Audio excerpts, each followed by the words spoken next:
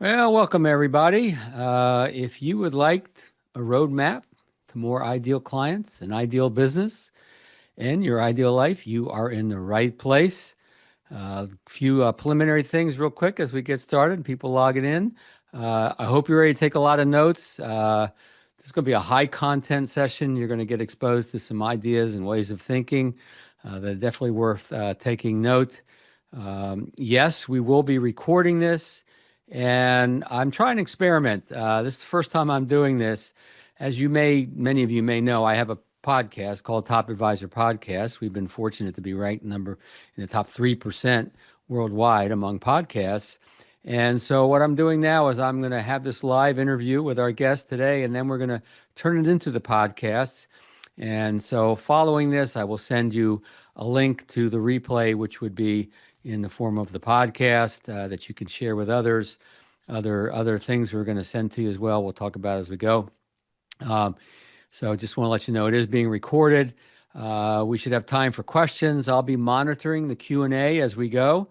I have disabled the chat, at least I think I did, if I did it properly, just because the chat goes too fast, and Bill and I are going to be talking back and forth a lot, and just don't have a chance to look at the chat. So if you have a question, comment, put it in the Q&A. We'll see it. It'll stay there, and we will get to it as best we can.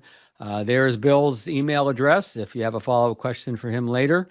There's my email address. Yeah, it's the Bill and Bill Show. What else we got? Oh, by the way, this is sponsored by the folks at Nexruto. I'm just getting to know them, and I'm telling you that I'm very impressed with the work they do. In a nutshell, they help financial advisors engage with qualified pre-retirees in a local market. And what they do, you can get a free local market report, and identify all the millionaire pre-retirees in your area. And they can help you with seminar outreach and a lot of other tools. I'm going to give you a little more on Nexruto in a few minutes. But if you have some interest, if you want to do a local free market report, you can just go there now. Or I better yet, wait till after we're done at nexruto.com.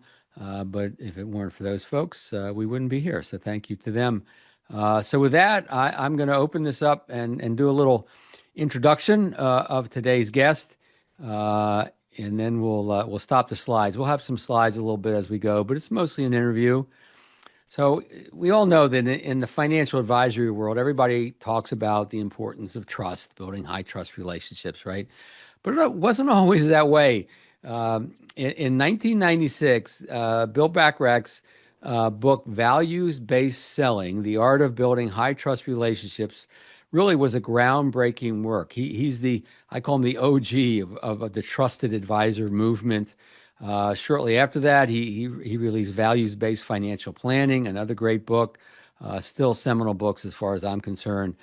And Bill has remained a force in this industry.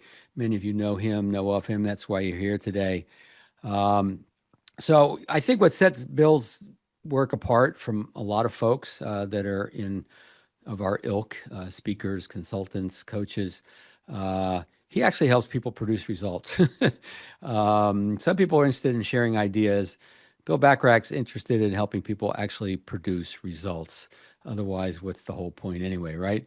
So, and more of his story will come out as we go, but Bill Bachrach, zooming in from La Jolla, California. Welcome to Top Advisor Podcast. Hey, Bill, thanks for having me. I always appreciate being with you. I thought I would take my opening moments just to acknowledge you. So you and I have known each other for a long time, and you are the real deal. So what I mean by that is you're somebody who really cares about helping people produce results. You've got a lot of integrity. You actually practice what you preach. So as you know, there are some people in our business are a little less focused on that. I appreciate what you said. They're more interested in talking than they are in producing results. And I just want you to know I really appreciate being a professional colleague of yours and being able to call you my friend as well. So thanks for having me on today. Shucks, I bet you say that to all the fellas. So I shared a little formal introduction. How would you summarize the work that you do for advisors? Yeah, I would say that our focus has definitely been on building high trust client relationships, but specifically to produce a significant outcome. So I would say the most disappointing thing for me, both when I was a young financial advisor, I was fortunate to work at Merrill Lynch and had quite a bit of success there when I was younger and developing what evolved into values-based financial planning, is it was sort of striking to me how most financial advisors work too many hours for too little money for too many of the wrong clients. Mm, And it's not that we do that on purpose. It's that a lot of the training that we get, or the lack of training, so to speak, sort of puts us in that position. I was reflecting while I was shaving this morning and thinking about our time together. My first client, who worked very hard to get, generated $56 of revenue. oh, a lifetime, is that lifetime revenue, Well, 56? it was very transactional, and let me tell you, so while that was, more than 30 years ago, $56 wasn't a lot of money then either. So Either, if you were to yes. adjust that for inflation, and and I worked really hard to get that client, and I had other clients who were in similar amounts of money, and before you know it, it's easy to have hundreds or even thousands of clients, again, working too many hours for too little money for too many of the wrong clients. Yep. And I'll bet many of the people who are listening to us talk today, that's where they find themselves. Yep. So you can even be producing a lot and still have too many clients for too little money, working too many hours. So Yep. that's what I'm most passionate about. And for decades, I did that in the form of very high-end coaching programs. And now we took everything that we know and we put it in an online learning platform using sort of Peter Diamandis singularity terms. We democratized all of our systems and processes so everyone can have access at much less than what our high-end training and coaching programs used to cost. Yeah, good. And to everybody here, Bill's put together a little gift for everybody. We'll get that off to you a little bit, and then you can learn more about Bill if you're not familiar with his work. So, in the title, we talk about ideal clients, ideal business. Can you put a few numbers to that? Let's get concrete with that for a minute.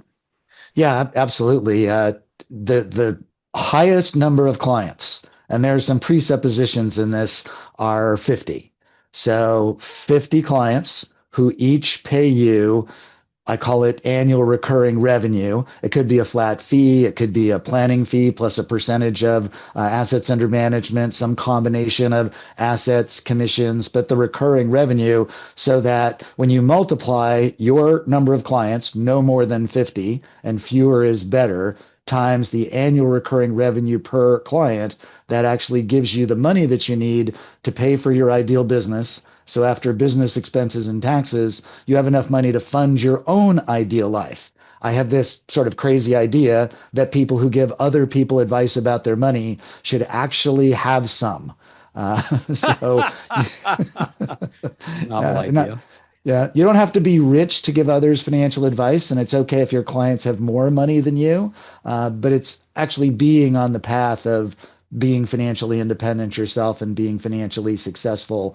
So, an ideal business has no more than 50 ideal clients. And if you want a specific number, it isn't just what I believe. We've been working on this for decades. And so, in collaboration with our most successful students who've built their ideal businesses and created their ideal lives, it's hard to imagine you could do what needs to be done for an ideal client for less than 20 grand a year. So, we can break that out in more detail if you like, but no more than 50 clients where each client pays you at least $20,000 a year.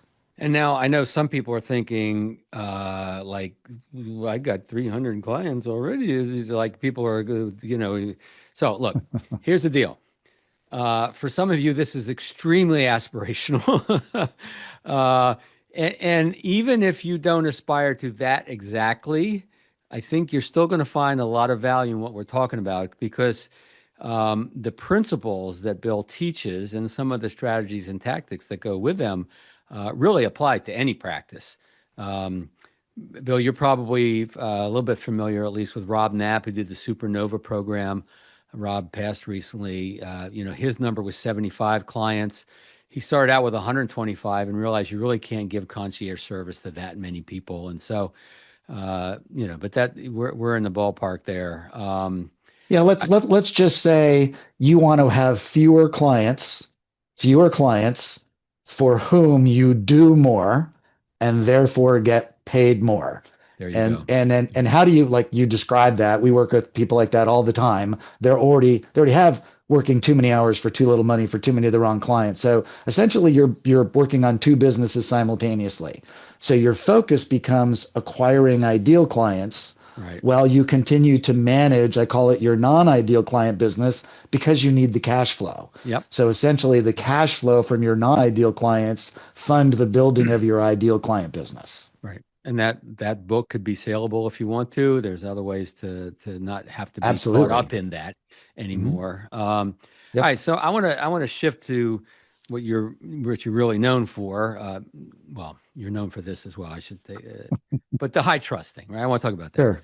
So, why did you get focused on that, and is that the through line still today in everything that you do? Um, I had an epiphany as a young financial advisor. So, like a lot of us, I got sucked into the sales training path. Right. So I was studying. I thought, well, you got to be good at sales. We probably all heard that before.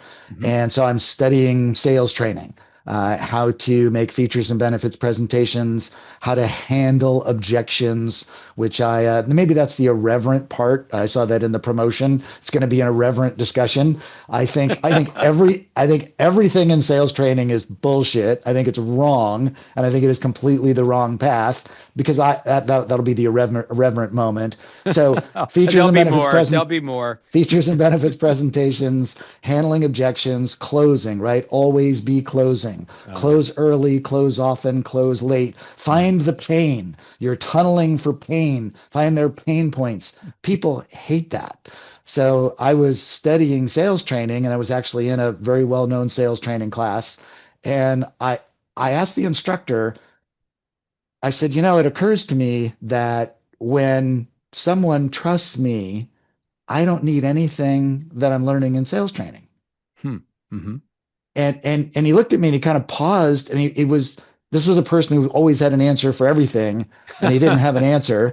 And I said, so why aren't we studying trust and how to build trust instead of how to make sales? I said, especially with what I do. These are long-term relationships. This is ongoing service. This isn't transactional. I'm not selling copy machines here. We're building relationships, doing comprehensive planning. I'm dealing with both spouses, maybe with multiple generations. So that caused me to embark on a journey where I went, okay, it's not sales training. And I just immersed myself essentially in why do human beings trust one another? And how do you reverse engineer that? And what I found fascinating is there was no trust training. I couldn't like enroll in a class. Hmm. And so I didn't really want to become the inventor of trust training. I wanted to be the best student of it. But it really, didn't exist. Like, you can enroll in 50 sales training courses from 50 experts, but there wasn't trust training. So that was the epiphany. And I've always said for years, trust trumps everything. Yep. As a referral expert, without trust, you are not going to get referred. Yep. I teach that referrals are based on the principle of borrowed trust. We've Yes. borrowed the trust in one relationship long enough to earn our own trust in a new relationship. And whatever process you may have for bringing a prospect along to becoming a client, uh, everything gets easier when you meet them through a referral, or I should say, an introduction from someone they already trust, right? It makes the whole Mhm. everything work. So, for those of you just joining it, yes, we are recording this. Yes, we are taking questions. So, if you have a question, put it in the Q&A. I've disabled the chat because it moves too fast. We won't have time to check it out. We don't want to miss it. So, put it in the Q&A. And so with that, all right, so that's the principle. I like to think in terms of principles, strategies, and tactics. So now let's get to more of the Beautiful. strategy and the tactical side. So what do advisors do? What is the process for building trust? It's the oldest principle on the planet. It works in business relationships. It's true in personal relationships. It's true with your children. It's probably true with your pets. And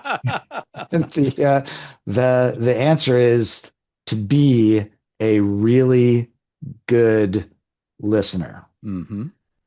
And in order to be a really good listener, that presupposes that you ask really good questions. Yeah. So the principle is building high trust. The strategy, if you will, is ask really good questions and listen. And the tactics would be, so what specific questions? So I think the action item for the financial advisors who are participating today is to review your entire process.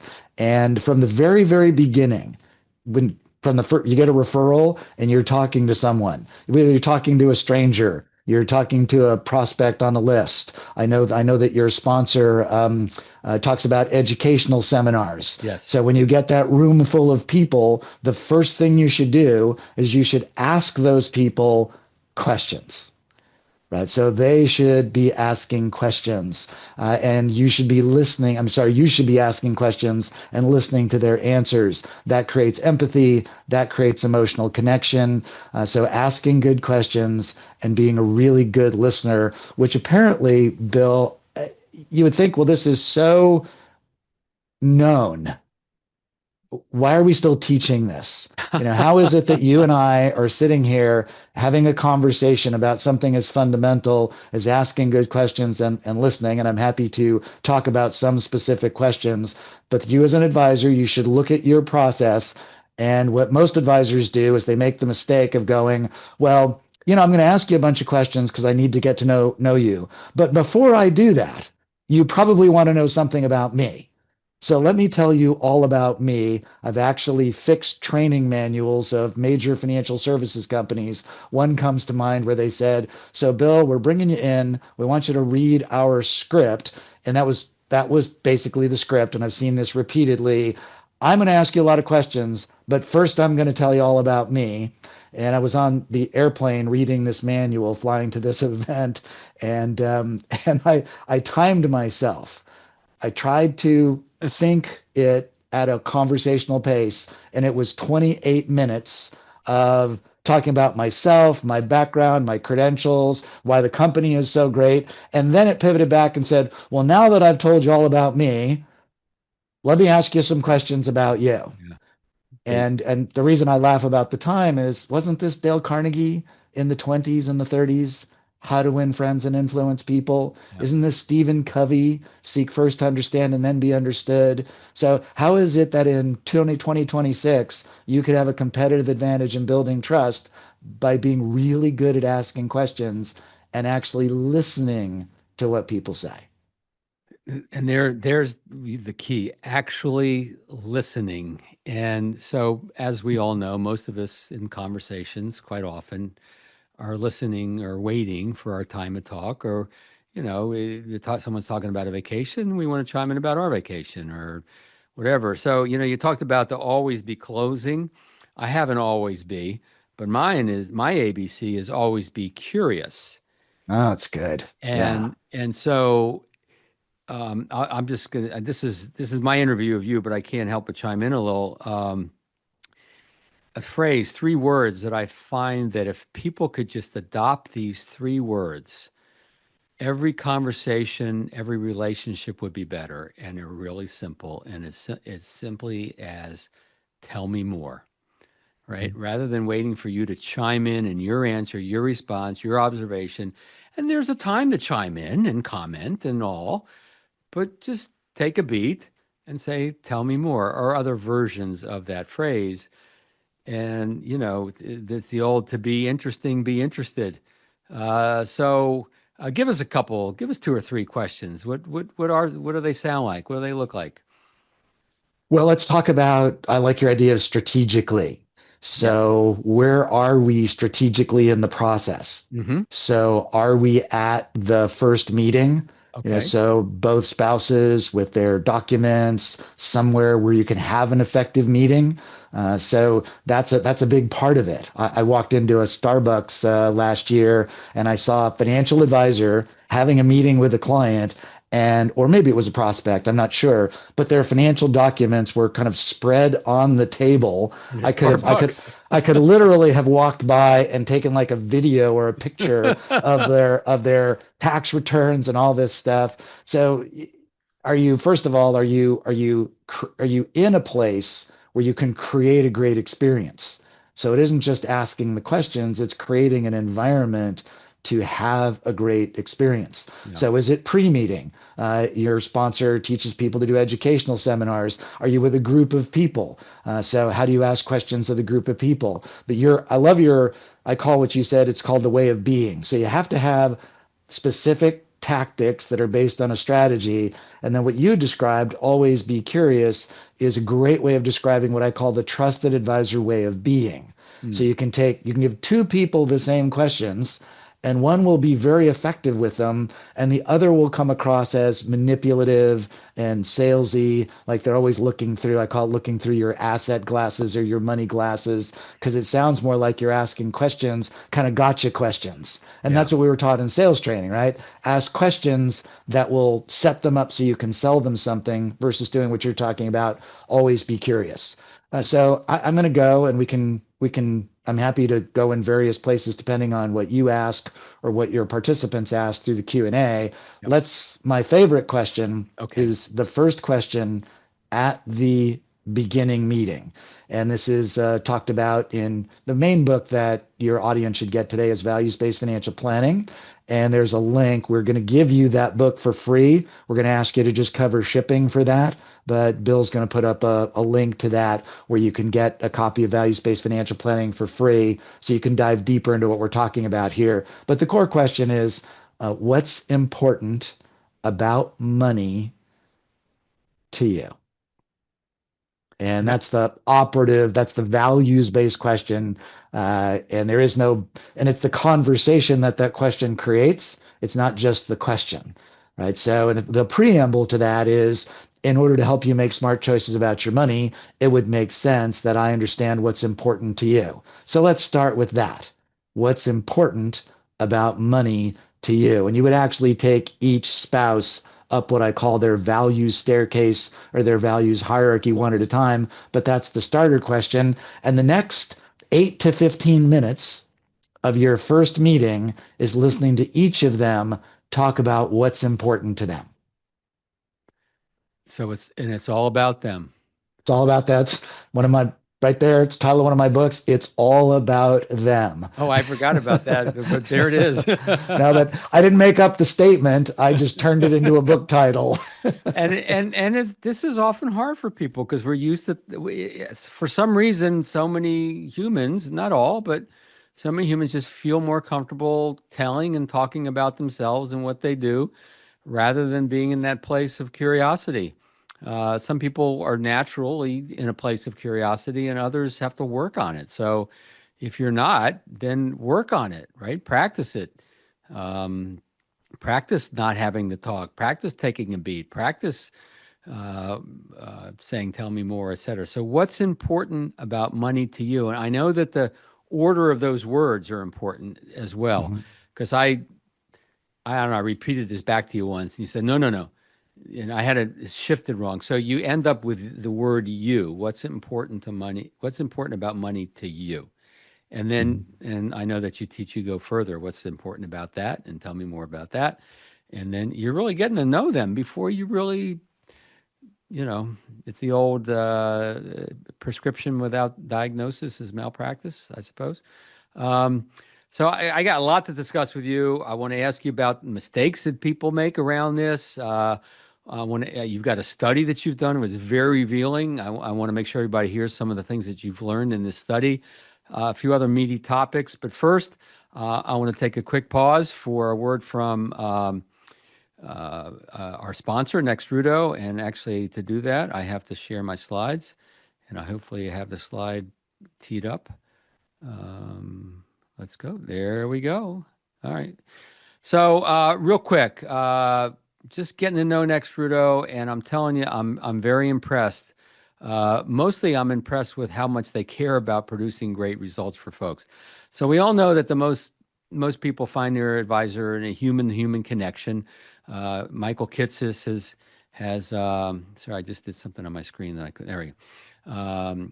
Has talked about this, that supports this. It's the human connection still trumps everything else in terms of how you find your clients. And one of those in his study is seminar. Seminar still has a viable path. Um, and it builds, it's an in-person setting, allows you to build trust if you do it the right way, getting in front of the right people, right? Always the right audience is important. Nexruto comes in, that's their expertise, and they handle the heavy lifting here. So you can focus on earning the business. They'll help you design the seminar, or if you have one, they can help you work with that to fine tune it, make it even better. Effective presentation skills to be a better presenter if that's something you might need. But one of the big things I think that distinguishes them is the customized territory marketing that they can do, and also helping you with compliance approval. That's a big part of what they do. So they take the headache away from you on that. So their specialty is getting pre-retirees, specifically those with about 1 million or more of investable assets, into a room with you. They promote the event, they get bodies and seats. You bring your value, you spur them to action, you set the appointments, etc. And because they guarantee exclusive rights, you never have to worry about them selling leads, creating leads for someone else, a competitor in your area, because you're getting exclusive rights to the group that you'll be marketing to. You'll work with owner Steve Abbott, yes, directly with the owner Steve. He provides incredible support. He makes it easier for you to get the right fit model in what he does. And so I've looked at Nexruto. I've looked at other models. I don't take on sponsors lightly, and I wanted to make sure that it was someone I could vouch for. I could say at least worth checking out and considering. So just go to nexruto.com. That's Nexruto. It's on the screen if you're watching the video.com. Request your free local market report, and you'll see how many millionaire pre-retirees live in your area. I did that in my area, Annapolis, Maryland, just to get a sense, and there were a lot. So it's a viable market for sure. And one other thing I want to mention is, while we're in a little promotion mode here, is my next webinar / podcast is going to be with Scott Bushke, who was referred to me by none other than Bill Bachrach. And I'm telling you, this is going to be a good one. How financial advisors win and keep business owner assets. We're going to show the report on one of his studies, which is the $100 million opportunity that you're hiding in your book. Most advisors, a majority of advisors, lose their business owner clients when the business owner sells the business because the advisor didn't position him or herself properly and soon enough in the relationship. So that's going to be a good one. I will send the link to this in a follow-up to this presentation here. So with that, we're coming back to Bill, and I've got some questions are starting to come in, Bill. But first, what is one of the most common mistakes advisors make in their effort to build trust? You may have touched on it already, but give us a little more. Yeah, it's deeper than, well, let's recap. It's failing to ask good questions and listen.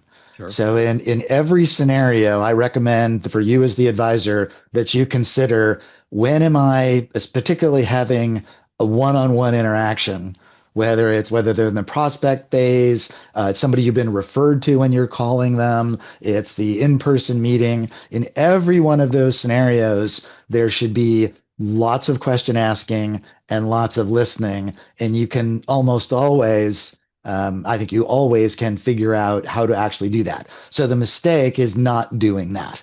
And a good exercise is to actually record yourself and listen to the recordings.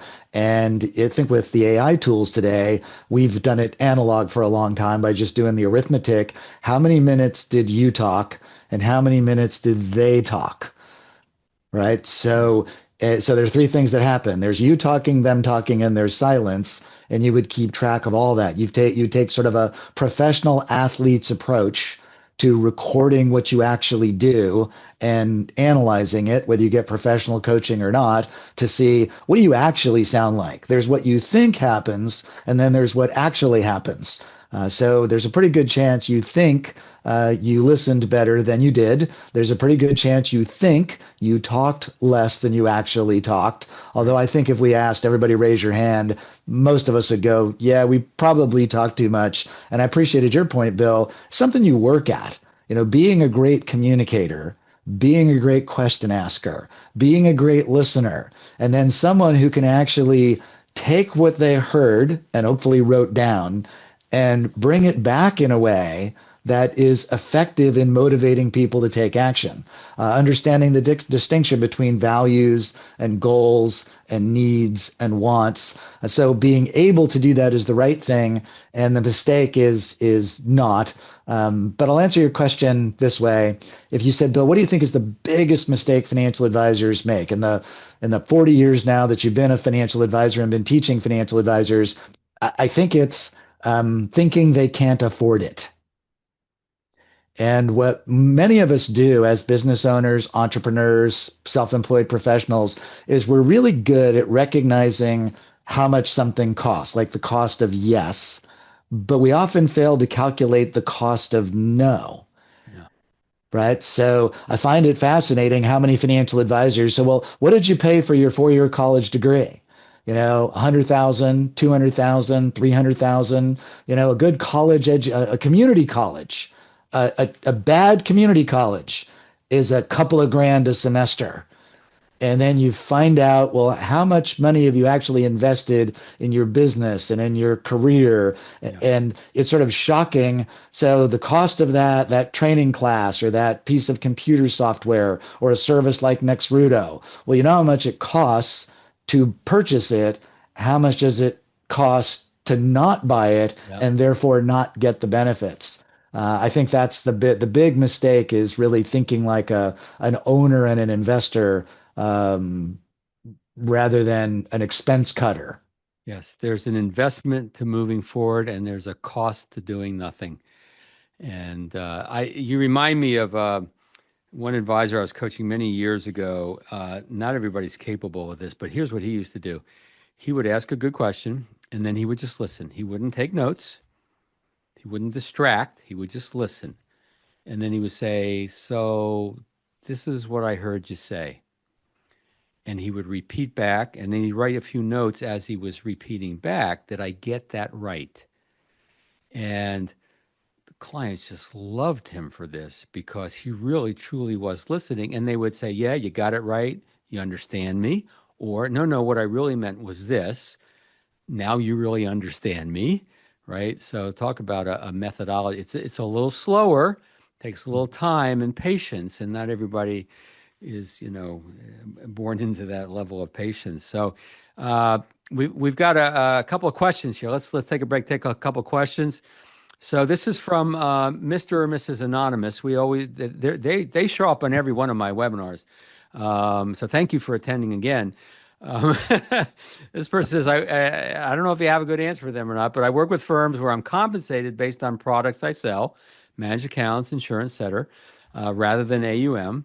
How can I structure my advisory process to align with a planning first philosophy like Bill's while still operating within my compensation model? That's a big Well, question, but give us a little no, something. it's really pretty simple. So Okay. putting planning first is a decision that's based on what's best for the client. So, and Yes. you actually said it Yes. earlier, right? You said Yes. philosophy, strategy, tactics, Yep. right? So, there's another way of looking at it that's complementary. So, vision and strategy and tactics. So, when you're helping someone to make decisions, whether if you were a business consultant, if you were a personal financial advisor, anybody who's helping people make smart choices over the long term, I believe it's vision first, which is big picture. And then secondly, you have to have a strategy, which is a plan. And then third, you have the tactics. So the reason the whole financial services industry has decided to embrace planning is because it's proven, and all the planning companies have proven this. Money Guide, Yep. Financial Profiles, Yep. Right Capital, Yep. eMoney, every single one has proven that if you have a plan, that more products are purchased, Yes. which I think is the wrong reason to be a planner. But nonetheless, if your company's goal is for you to sell a lot of products, you will sell more products as the output of producing a plan. Right. So when I started in the business, Merrill Lynch allowed me to charge a whopping $175. That was the fee for the plan, Wow. right? It probably would have been better if it was zero. I can't tell you how many times I would get to and I believe that you have one meeting, and if you run that meeting effectively, at the end of that meeting in less than an hour, you will get hired because planning is so obvious. In the research report that we did of millionaires and multimillionaires, which I know you dropped the link in the chat, you can get a free copy of this. 67% of millionaires and multimillionaires do not have a written financial plan, which is means their wealth managers are saying, let's skip planning and go straight to tactics, Yep. which is a mistake. So you embrace planning because it's the right thing to do Right. for the client. Right. And then a byproduct is you'll generate more revenue per client. Yep. That being said, the challenge that you have, if you and you didn't quite say this, but I'm not sure, so I'm going to point this out. You have to have something that generates recurring revenue. Otherwise, you are absolutely on the path of working too many hours for too little money for too many of the wrong clients. Because now you're obligated to serve all those people, but you only got paid in the first year. If they don't buy more products, you don't get paid. Yeah. So I doubt that that's the case, but since I can't have a two-way conversation with the person who asked the question, Right. I'm just going to point that out. You have to be able to create annual recurring revenue. So at some point you can have a fixed and finite number of clients for whom you are their trusted advisor. And that annual revenue recurring isn't always just a percentage of AUM. You could have a flat planning fee that you charge every year. I'm coaching an advisor right now. That's what he does. And it's 15, 20,000 a year for his clients. That's Uh, actually the fastest growing segment of the financial it services is. It is. industry Yep. is migrating to a flat fee. Yep. So it used to be GDC Yep. and then it was percentage of AUM. Right. And I always find it entertaining when people think that the last form of compensation is the last form of compensation, right? So there was a time when AUM was the big transition. I also find it entertaining when Vive said, I finally decided to go all in on a fee for a percentage of assets under management. I go, that was the transition of the 90s, right? It's It's sort of true. like it's Well, like it's Die still Hard when he says, "Welcome to the party, pal." yeah, it's still happening. I just spoke at a firm 2 days ago that they're in that part of the transition rather than the next phase, but they'll get there. All right, one more quick question, and then we'll ask. I got one for you, and then we'll keep going back and forth. Yep. Jack Reeder, hey Jack, good to hear from you. So after asking the "What's important about money to you" question, what follow-up questions do you see as, then as a caveat here, do you suggest when the prospect is reticent or seems reluctant to say much? Right. So not everyone's going to be flowing with answers to this question. A lot of people haven't even thought it's the first time they've ever heard that question, right? So how do we get a little more, I guess, is what he's saying. Yeah, it's not that you ask another question. This is Jack, this is very insightful. So what happens is, especially as you're becoming better at asking questions and listening, you have I mentioned earlier, it's your trusted advisor way of being. So there's the verbal, you ask the question, and then there's your nonverbal. And so, I mean, I've had, I don't know, tens and tens of thousands of advisors have gone through various training processes for this. Many of them, I've done workshops all over the world. And as you know, Bill, I do a lot of role play. Yeah. So you partner, and what you can absolutely see, not only that, I've coached thousands of recordings from God knows how many hundreds, if not thousands of advisors. And what happens is I ask a question and then I'm anticipating an answer. And inside, and we all have this, I have an internal silence clock that I'm Yeah, comfortable I with, know. Exactly. right? Yep. So I ask you a question, and you need, I'm just going to say, 8 seconds to think of your answer. So, Jack, you're misinterpreting. They're not reticent to answer the question. They need more time than you're comfortable with. So they need 8 seconds to answer the question, and you've got a 5 second tolerance for silence clock in your head, and it's you who's getting anxious. So if you would just sit back and relax and recognize there's my tolerance for silence clock, and you're starting to feel kind of twitchy, like, oh, they're not answering. So you're basically you're making it up. You don't really know why they're taking that long to answer the question. Mm, I always just figure that's how long they need to take to answer the question. And mm, it could be they could answer the question really quickly. So you have a 5 second silence tolerance and they answer the question in 2 seconds, you got no problem, right? But if they take 4 seconds to answer the question, and now they're bumping up against your 5 seconds tolerance, you start to get, oh, I need to say something. I need to ask something else. When actually all you need to do is instead of leaning in, is just lean back and relax, and they will sense that it's okay for them to think this long before they answer. mm. And you're right, Bill and Jack. These are meaningful conversations. Some people answer right away. I'm guessing that Jack is probably already his question sounds like someone who's been through my training and has asked the what's important about money to you question, right? Because this is Yep, Jack, I think so. This is exactly the kind of question you've had this experience, and yep, I'm just telling you, it's easy to blame them. It's not them. yep. It's Gotcha. you becoming a better communicator and saying, fine, I can sit here for 8 or 10 or 15. It's really not that long a time. If it took somebody 20 seconds to think of their answer, fine. Yep. So it's not a follow-up question because they're not answering. And if they're really stuck, what if they say, I'm sorry, I don't think I can answer your question. You ask the same question slower, right? So Could you give now them a it's couple of examples? Could you say some folks have said this, some no, has no, that? no, never. You No. never lead, Bill. That's the hallmark of shitty communication is I'm just going to give you multiple choice, Well, right? I wouldn't do that initially. I would just, No, no, you would do it never. You okay, would never, I just would like do you it. wouldn't tell them what their Do it goals new. are. All right, all right, all right. I Never, hear you. never, never. All right. So real quick, I want to share a slide, Bill. This is your gift to everybody. We got more questions. Don't worry. But just real quick, what are they getting here for free? And it's in the chat. So ping it and get there. But tell them what they're getting real quick.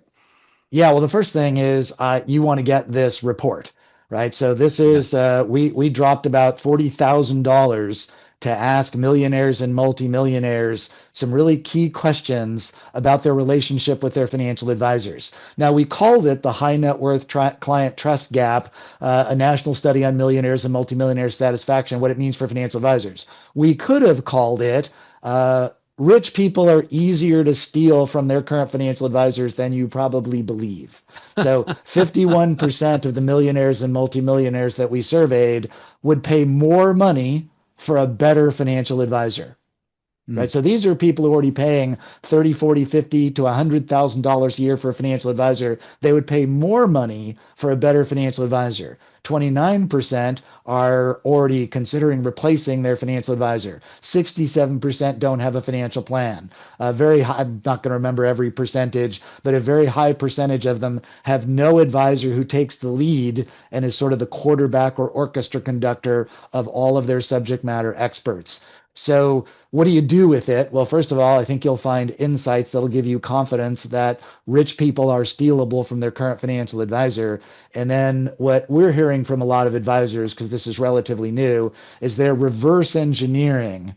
They're using this data as a way of reverse engineering to make sure they are doing all the things that rich people are saying cause them to be unsatisfied. So just because they're not leaving their financial advisor, there's a difference between satisfied and loyal, right? And another interesting stat from this bill is that women in every category tested are more likely to leave their financial advisor than men. And men predecease women, and means ultimately before the next generation is in charge of the money, she's going to be in charge of the money. Usually he dies in his 70s and she lives another 12 and a half years, yep. right? So that's important data. I mentioned you'd get a free copy of Values-Based Financial Planning. We're not going to charge you for the book, but it does cost us about $10 for shipping and handling and packaging. So you'll click on that and you'll cover that cost, and we'll send you the book. And then we do have a webinar on going deeper into the what to do and how to do it from some of the things that we're talking about here on client acquisition. So if some of what I'm saying is resonating, that'll be a deeper dive. So, Bill, So friends of Bill Cates. Bill, Get all Bill and that. Bill, Bill and Bill. Yep. When I'm sending emails to to Mr. Bachrach's chief assistant Michael, I always do BB and BC so he knows which bill I'm talking about. Right. Um, question about Canada. I know the shipping is a little more to Canada. Actually, it's not cheap to ship a book to Canada, but We're just gonna factor that in. yep. We Okay, it's whatever the flat fee is. I say it's $10. I think it's $9 and some change. We'll take care of you'll it. take care of it. We'll Gotcha. take. I mean, Australia. I mean, so Yep. apparently we just didn't really want to complicate this whole thing by Beautiful. saying, okay, we're going to put the book on the scale with your zip code Right. and we're going to weigh the envelope. I mean, Yep. Got it. Good, good. All right. Well, that's good. So that Maria answers your question. Uh, Let me stop the share here. From Steve Abbott, actually, our friend, the sponsor at Nexruto, he says, I hmm, often hear this from advisors. My business is great, but I'm so busy. They have 300-ish recurring revenue clients. How do I recommend they get to the top 50? You kind of touched on, do they bring in a junior advisor? Do they give them away? Do they sell part of their book? mhm. Probably any of those options are viable, right? Well, that's the trap, Bill and Steve. That's the trap is you get so busy taking care of your non-ideal client, working too many hours for too little money, trying to serve too many of the wrong clients. So we have an exercise inside the Advisor Roadmap virtual training platform. It's exercise number one. You create a vision for your ideal life, you define your ideal business, and you develop your ideal client strategy. And then the next course is the action plan. So you take a look and go, well, of my Steve, using your number 300 clients, I have four ideal clients. And that's usually the case. If you really have an ideal client profile and you overlay it on your clientele, most financial advisors currently have single digits of truly ideal clients because it's not just recurring revenue, Bill and Steve, it's also personality.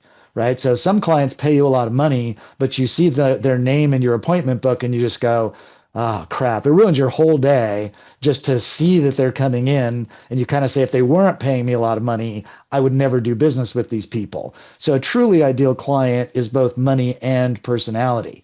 So now you say, well, I've got four ideal clients in our hypothetical example. And now your focus becomes, and what I like about what you're doing, Steve, is we're focusing on millionaires. Right, so we're only inviting the right people to attend. Therefore, we increase the probability that our future clients will be ideal clients. And from that point forward, your focus is on ideal clients. You accept ideal clients and we call profitable non-ideal clients. So you've defined both your target ideal client and the minimum you'll accept as long as you need the money.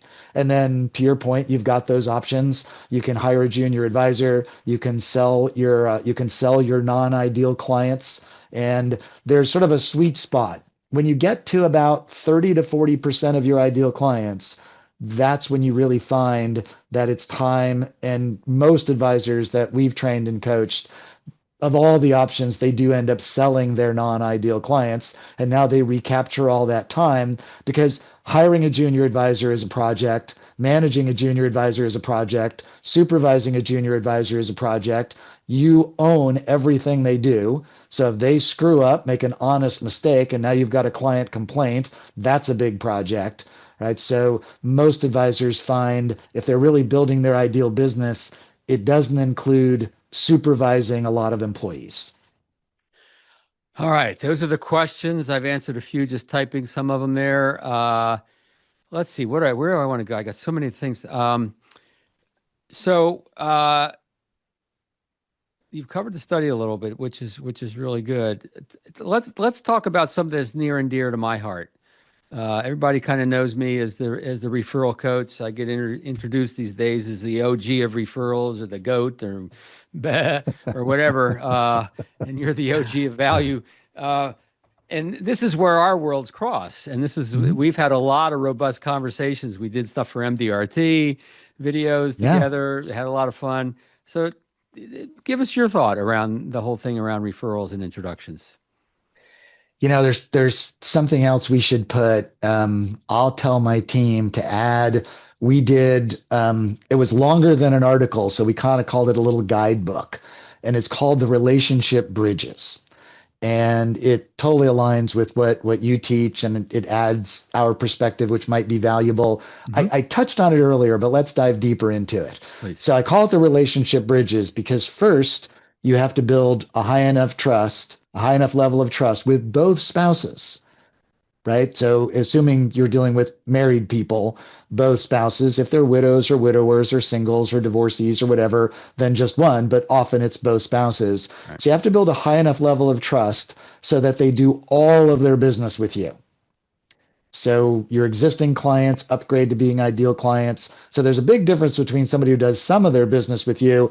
23% of the millionaires in our study said, I'm lying to my financial advisor. Like I am purposely lying to my financial advisor. And the main lie I tell is that you know where all my money is. So you got to build enough trust so you really have the entire relationship because you can't create a comprehensive strategy with incomplete information. So that's the first Yes. relationship bridge. Yes. And then the second relationship bridge is they have to trust you enough, I believe even more. Let's use a 1 to 10 scale. Let's say they need to trust you at an 8 to do business with you, which is a high level of trust. But to actually refer you, and I'll use myself as an example. So now, if I refer you to my friends and my family and my colleagues, I'm risking those relationships. So if you screw up with them, it doesn't just affect me, it affects them. If it's just me, if I don't refer you, I'm safe. And you hear that all the time. I don't really like to refer. And what they're telling you, whether you want to hear it or not, is, and I hear this all the time, some people just don't refer. Bullshit.